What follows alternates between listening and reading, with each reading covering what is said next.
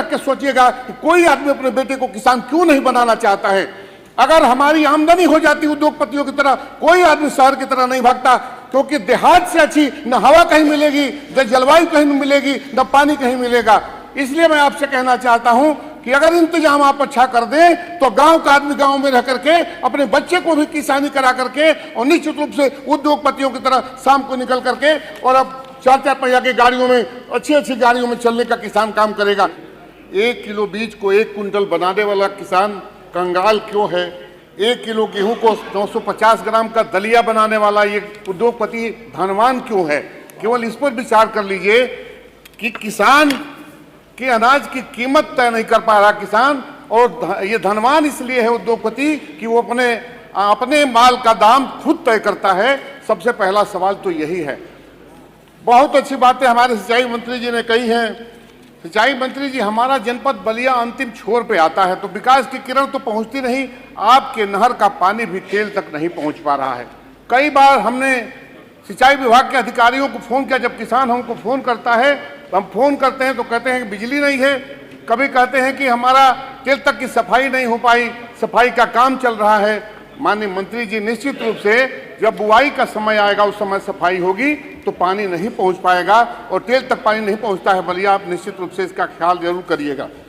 माननीय मंत्री जी, हमारे विधानसभा क्षेत्र में कोरंटाडीह में एक पंप कैनाल है। जुलाई 2024 से 630 केवीए का ट्रांसफार्मर, 2 ट्रांसफार्मर लगने चाहिए थे। जुलाई से ट्रांसफार्मर नहीं लगने के कारण गांव के जो ट्रांसफार्मर होते हैं उससे किसी तरह से एक पंप चला करके वहां सिंचाई का किसानों की व्यवस्था की जा रही है।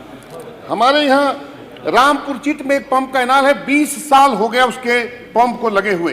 पंप नहीं बदले जाने के कारण सिंचाई की व्यवस्था वहां नहीं हो पा रही है। माननीय मंत्री जी, 20-20 साल पंप के बहुत होते हैं। वो पंप कैनाल तब चालू होगा जब जल्दी से जल्दी उस पर नया पंप लगाया जाएगा। हमारे पलिया खास का पंप कैनाल वर्षों से बंद पड़ा है।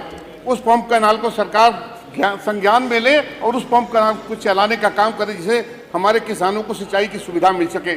सुहाव का पंप कैनाल वर्षों से बंद पड़ा है, वहाँ सारा इंतजाम है, लेकिन वो पंप कैनाल वर्षों से बंद पड़ा है। मैं सरकार का ध्यान आकृष्ट करना चाहता हूं कि सिंचाई की व्यवस्था नहीं होगी तो किसान हमारा सिंचाई नहीं करेगा तो किसान की उपज कहां से बढ़ेगी और दोगुनी आय कहां से आएगी।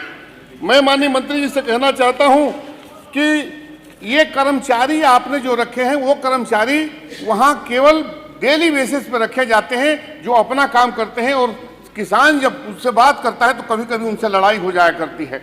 माननीय मंत्री जी, इन पंप कैनालों पर एक परमानेंट कर्मचारियों का इंतजाम कर दिया जाए। एक कर्मचारी तो परमानेंट रखा जाए जो आपका परमानेंट कर्मचारी हो, ताकि उससे किसान की सिंचाई का काम ले सकें। माननीय मंत्री जी, प्राइवेट ट्यूबवेल लगाना चाहता है हमारा किसान, लेकिन प्राइवेट ट्यूबवेलों का एस्टीमेट लाखों में बना दिया जाता है और उसके बाद भी हमारा किसान दौड़ता रहता है, महीनों उसको कनेक्शन नहीं मिल पाता है, जिसके वजह से वो किसान अपना प्राइवेट ट्यूबवेल भी नहीं लगा पा रहा है। आज हमारे सभी इस विधानसभा के सदस्यों को एक ट्यूबवेल मांगा जाता है कि एक ट्यूबवेल दीजिए। हमारे 150-200 गांव हम से एक ट्यूबवेल चयन करके कैसे दे सकते हैं? एक ट्यूबवेल हम चयन करके देते हैं और लिख के दिया जाता है कि 30 दे दीजिए, उसमें से कोई कर देंगे। दूसरे गांव के लोग हमसे कहते हैं कि आपने इसी गांव को क्यों चयन किया? हमारे लिए तो मुसीबत खड़ी हो जाती है। माननीय मंत्री जी, निश्चित रूप से ट्यूबवेलों की संख्या बढ़ाने का काम कीजिए जिससे किसानों को सिंचाई का इंतजाम हो सके। माननीय मंत्री जी, बलिया जनपद में 50% से अधिक ट्यूबवेल खराब पड़े हैं। किसी का पंप खराब है, किसी का ट्रांसफार्मर जला हुआ है, किसी की अन्य कई व्यवस्थाएं हैं, जो नालियां खराब पड़ी हैं, नालियों के बगैर पानी अंतिम खेत तक नहीं पहुंच पा रहा है, जर्जर हो चुकी है, वर्षों से वो नालियां नहीं बनी हैं।